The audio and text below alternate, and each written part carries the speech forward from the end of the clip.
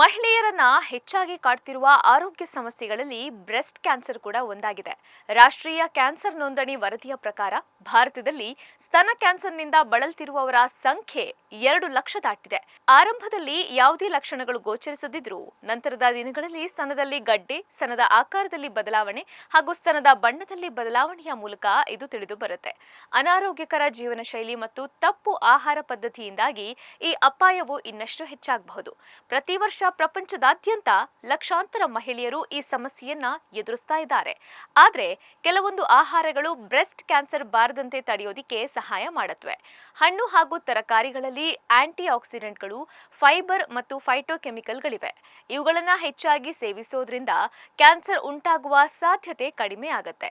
ಅದರಲ್ಲೂ ಮಹಿಳೆಯರು ಹಣ್ಣು ಹಾಗೂ ತರಕಾರಿಗಳನ್ನ ಹೆಚ್ಚಿನ ಪ್ರಮಾಣದಲ್ಲಿ ಸೇವಿಸಲೇಬೇಕು.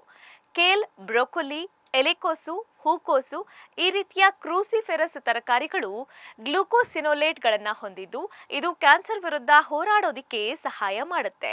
ಬೀಟಾ ಕ್ಯಾರೋಟಿನ್ ಸಮೃದ್ಧ ಆಹಾರಗಳಾದ ಕ್ಯಾರೆಟ್, ಸಿಹಿಗೆಣಸು ಮತ್ತು ಕುಂಬಳಕಾಯಿ ಸಹ ಕ್ಯಾನ್ಸರ್ ಅಪಾಯವನ್ನ ಕಡಿಮೆ ಮಾಡುತ್ತೆ. ಹಾಗೆ ದ್ವಿದಳ ಧಾನ್ಯಗಳು, ಸೋಯಾ ಉತ್ಪನ್ನಗಳು ಕೂಡ ಬ್ರೆಸ್ಟ್ ಕ್ಯಾನ್ಸರ್ ಅನ್ನ ಪ್ರಿವೆಂಟ್ ಮಾಡುವಲ್ಲಿ ಹೆಲ್ಪ್ ಮಾಡುತ್ತೆ.